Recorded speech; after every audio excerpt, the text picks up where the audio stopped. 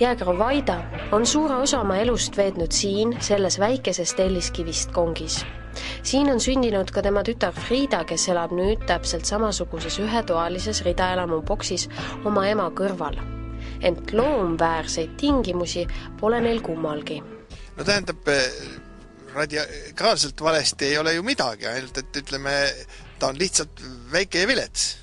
Ja karul, kes elab suurema osa oma elust tegelikult ujudes. Sest jääkarud tulevad kuivale praktiliselt ainult sigima ja nad peaksid saama suure osa oma päevast ja elust ujuda. No meil on niisugune loigukene, kus nad saavad ennast korraks märjaks kasta.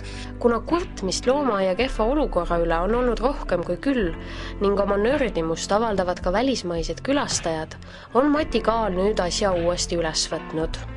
Ta küsib Riigikogult loomade elutingimuste parandamiseks 700 miljonit krooni. No tegelikult selleks, et me saaksime lahti nendest vanadest endistest Vene sõjaväe ladudest ja võiksime ütelda, et meil on nüüd nagu see loomaaia niisugune baastase saavutatud ja ka need insenervõrgud korda tehtud, siis oleks tarvis tegelikult aastani 2012 praktiliselt keskmiselt iga aasta peaaegu 100 miljonit investeeringuid praeguste hindadega. Siiski, kes pole aastaid loomaaias käinud, seda tabab pigem positiivne üllatus, sest palju on jõutud juba ka ära teha. No selles puuris elab meie au ja uhkus Amuri leopard. Me olime kunagises Nõukogude Liidus esimesed, kes teda paljundasid ja tema oli sellest majast siis esimene, kellele ka korralikud tingimused said selle puuri eskiisi, kinkisid meile Rotterdami kolleegid.